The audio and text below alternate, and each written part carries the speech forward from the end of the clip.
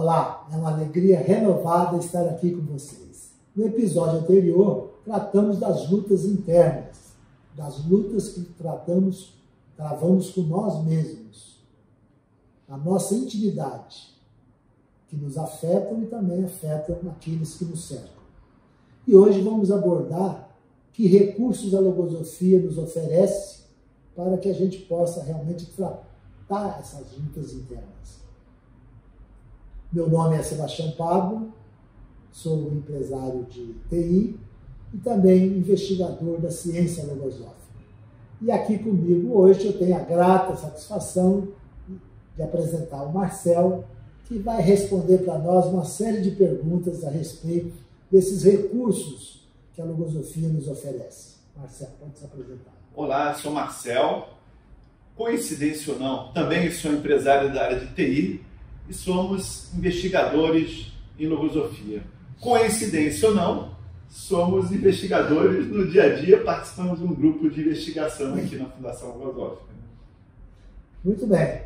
Então, o Marcel vai nos trazer os principais recursos que a logosofia oferece, mas também vai trazer os testemunhos da aplicação desses recursos na vida. Porque em logosofia, assim, só aceita se realmente comprovou na própria vida. É teoria e prática. Então, para aceitar algo, precisamos comprovar isso na nossa vida. E por isso que também nós dizemos que logosofia, na verdade, se estuda, mas se vive logosofia. Mas, Marcel, que recursos a logosofia nos oferece para travarmos essa luta interna?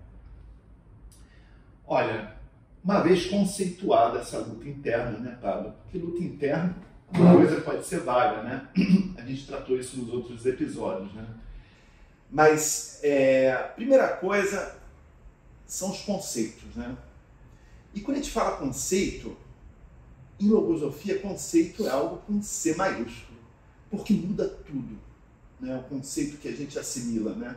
Não é um conceito que a gente absorve ligeiramente no entendimento. Conceito que tem que ser assimilado na própria vida, né? Aí a pergunta que vem é: conceito sobre o quê? Né? Para começar, conceito sobre a vida, né? O que é a vida para mim? O que eu entendo que é esse espaço de tempo que eu tenho entre meu nascimento e meu último suspiro? O que é que eu busco? Qual é a missão que eu tenho que realizar? Primeiro, eu tenho que me interessar por isso, tenho que buscar, tenho que querer saber. E se não quiser, né? Bom, conceitos sobre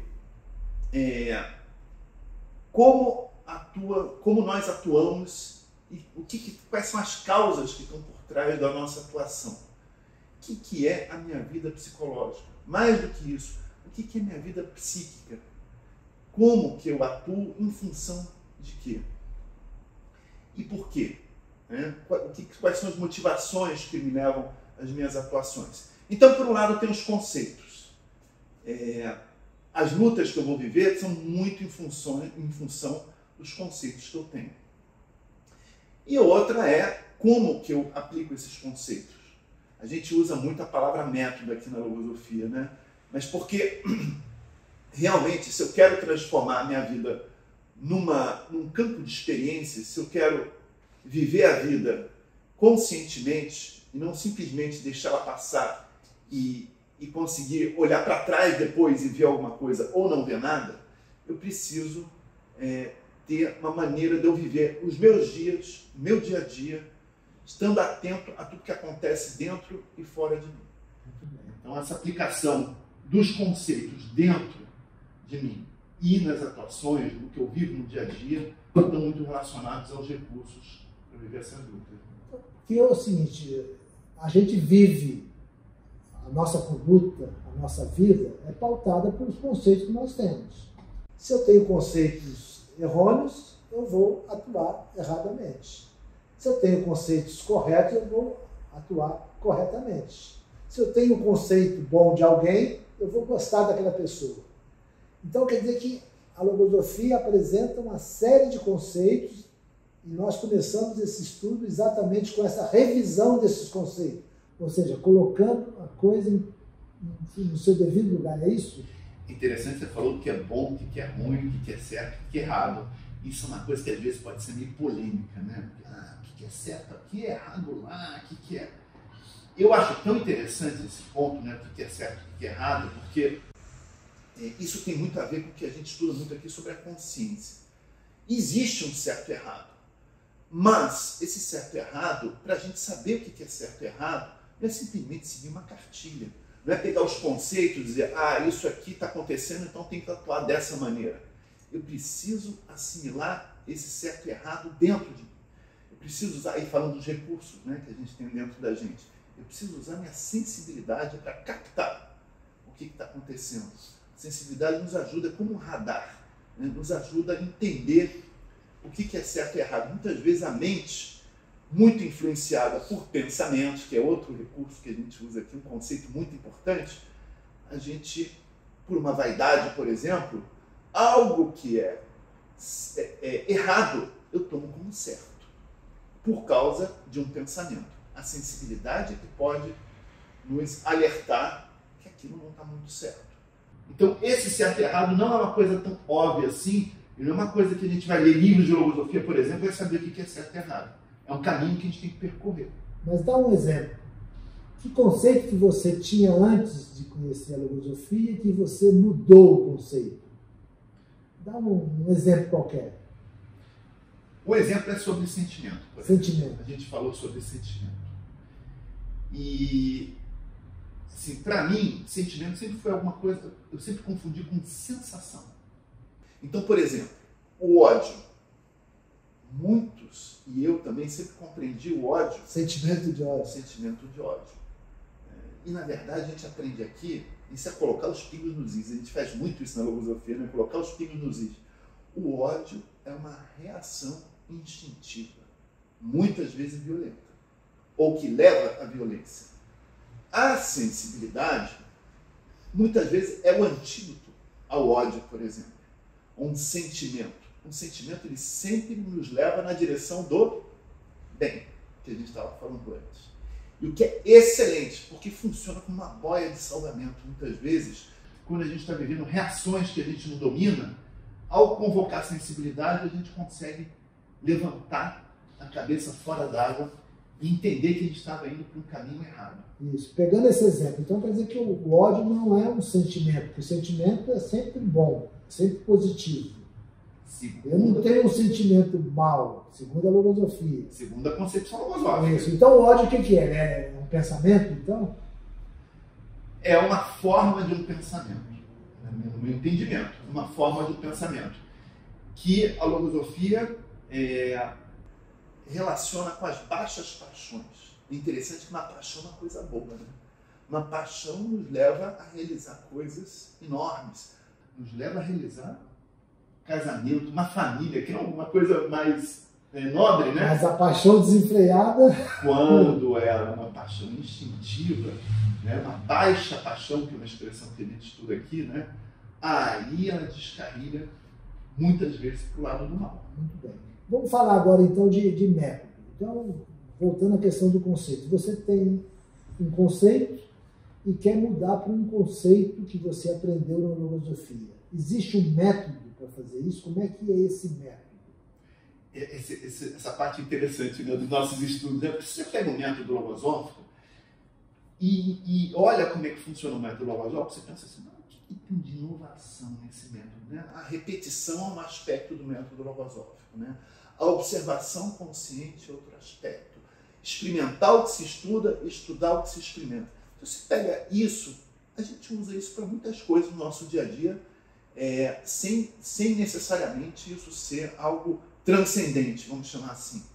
Só que, ao realizar isso, esse método, com os conceitos e concebendo a vida metafísica, a vida não essencialmente física que nós temos dentro da gente, ao conceber esse plano, essa imaterialidade, a realidade do mundo imaterial que nós temos dentro da gente. Aí esse método muda completamente as prerrogativas que a gente tem na nossa vida. A mesma coisa que a gente pode fazer de forma totalmente sem significado maior para a nossa vida, ao relacionar com a concepção que nos faz sentir essa realidade material dentro da gente, aí pode transformar de maneira assim muito grande. A gente começa a palpar uma realidade e enxergar coisas que a gente não enxergava antes. Nós estamos falando das lutas internas nossas, os recursos que a logosofia nos oferece, nos dá, nos apresenta para realmente fazer uma boa luta. Porque a luta existe. Agora, eu, por exemplo, sou uma pessoa tímida. Tenho horror de falar em público. Tinha, né? Não tem mais. Mas eu era muito tímido, realmente.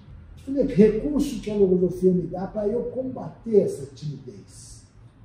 Você quer que eu fale do conceito de pensamento, né? E das defesas mentais. Nos episódios anteriores nós falamos de pensamento, uma entidade animada, é como se fosse um ser dentro de nós, e que é responsável por essa timidez, não é isso? Isso. Então, qual é um ponto que a gente estuda muito, que eu vejo que é bem importante nesse sentido? Né? Primeiro, isso que a gente está falando antes, de conceber uma vida interna. Que a gente vive no dia a dia e o mundo não nos dá nenhum sinal de que isso é uma realidade. Ou como que é isso, essa vida interna, né? A gente tem, assim, pistas de que existe isso, mas a gente não experimenta isso no nosso dia a dia. E aí a logosofia nos pega pela mão e nos leva a um mergulho nessa realidade da vida interna. E aí a gente palpa muito essa realidade dos pensamentos, né? Como entidades vivas, reais. A gente só não consegue pegar com as mãos físicas, mas com as mãos do entendimento, a gente manipula muito esse sistema. A gente consegue fazer um inventário de tudo que temos dentro, é isso? E tem nome e sobrenome. Os pensamentos têm nome e sobrenome. Eu gosto de uma analogia dos pensamentos com o mundo animal, por exemplo. Né? Você tem lá o elefante que vai ter a tromba e vai comer lá a erva dele, você tem o tubarão que come a foquinha, cada um tem uma função, tem uma realidade, vive num determinado ambiente, é estimulado por uma determinada situação, e isso é a nossa matéria-prima, a principal matéria-prima de estudo para esses primeiros trechos na direção da vida interna. Mas um ponto importante relacionado a essas lutas é o propósito de bem, é um ideal superior. Se eu quero viver isso simplesmente para ter uma promoção no meu trabalho, ou para eu poder me vangloriar que eu sou uma pessoa melhor, não tem o mesmo efeito. A gente tem que viver em função de um ideal superior para isso funcionar. Para a gente poder viver essa outra vida, enxergar essa outra realidade. E viver essas lutas com chance... Me recuperei a tempo, né? Viver essas lutas com chance de vencer. De não viver sempre no canto do ringue. Que é isso, muitas vezes, que a gente observa na vida, né? As situações vão acontecendo e vão levando, a gente vai levando surra, vai para o canto do ringue, vai ficando assim, só apanhando. Né? É falta desse ideal. O fato é que, conhecendo ou não conhecendo esse mundo interno, isso que ocorre, né, essas lutas existem.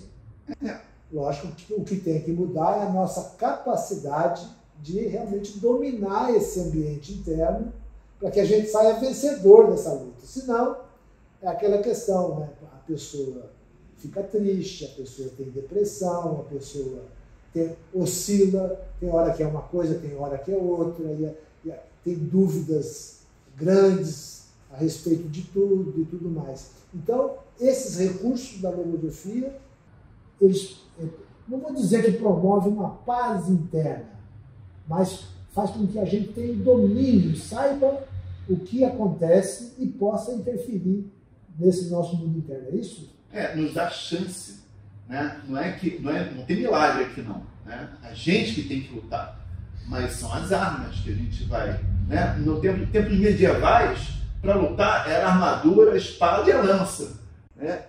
A analogia é exatamente com os recursos que a gente tem dentro da gente. A gente não falou das defesas mentais, não falou das defesas mentais, que são um escudo, né? Para a gente não se ferir. Agora você falou dessas oscilações que a gente vive na vida, né? Grandes sacudimentos, muitas vezes padece de ansiedades, de depressão, de tudo que é muito natural na vida, né? Mas eu acho que o pior é a gente não viver. é o tempo passar e a gente chega lá na frente e eu deveria ter, eu devia ter feito. A gente ouve tantas histórias assim. E aí pinta o arrependimento. Porque na nossa cultura, a gente tratou disso nos outros episódios, na nossa cultura é muito estimulado a fugir da luta, né? Ou lutar contra um inimigo, ao invés de lutar contra o adversário. Né? O adversário sou eu quem tem que superar. Exatamente. E não o inimigo que está fora. Né? Mas fala um pouquinho aí, como é que, por exemplo, eu citei o caso da timidez, que é um pensamento, é uma deficiência psicológica. Assim como tem, por exemplo, a irritabilidade, tem a impulsividade, não é isso? Tem a falta de vontade, tem uma série de deficiências. Aliás, temos um livro, né? Logosofia, Deficiências e Propensões do Ser Humano, que o Pecote apresenta ali 44 deficiências e 22 deficiências psicológicas. E 22 propensões psicológicas também. Mas vamos dar só um exemplo. A timidez. Que recurso que eu utilizo para... ou qualquer deficiência que eu tenha.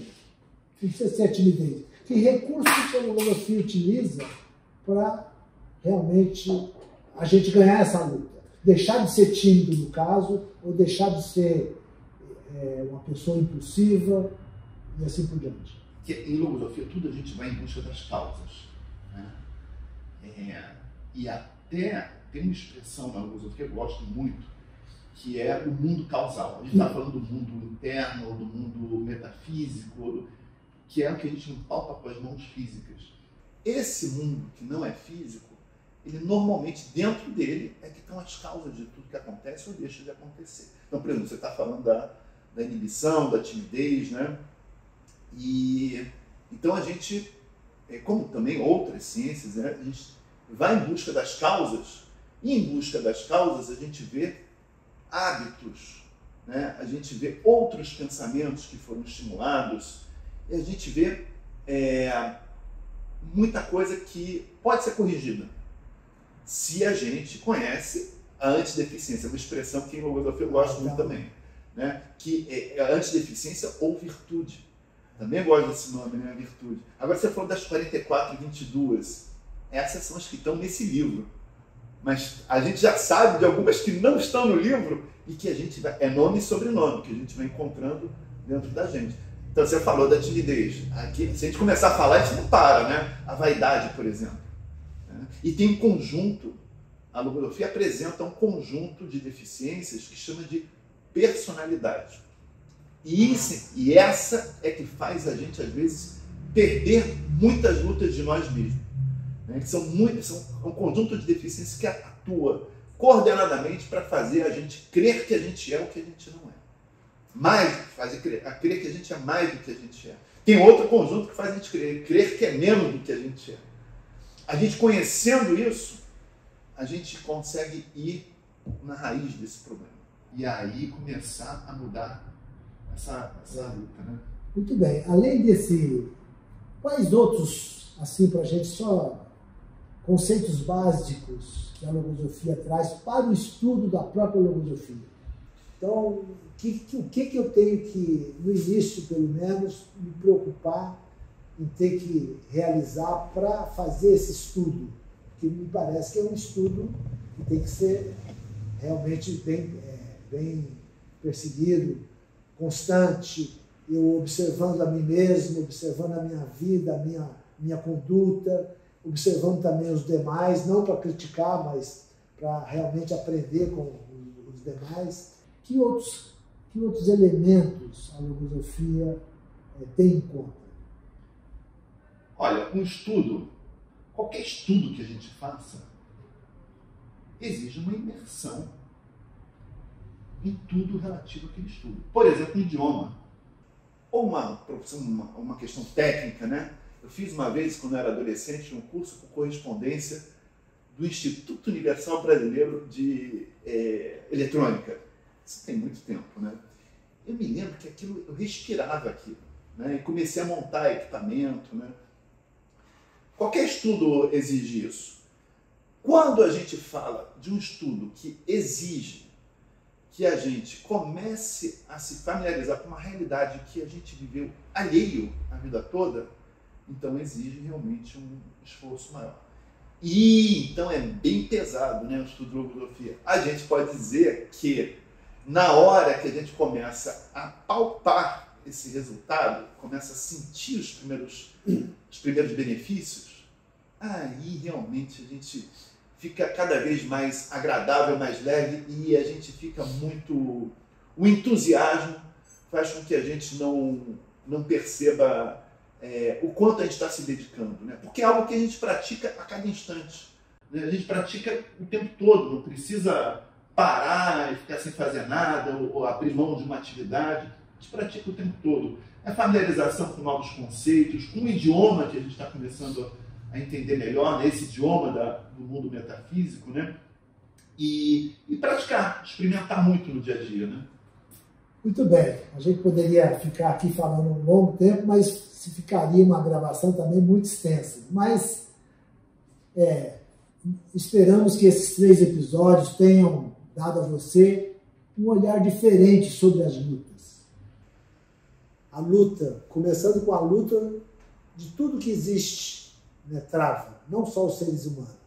Os seres humanos têm outro tipo de luta. Quer dizer, tem a luta para crescer, para realmente se tornar conhecido, para atender às suas necessidades e tudo mais. Mas também tem essas lutas internas, que são as verdadeiras lutas que devemos travar com nós mesmos.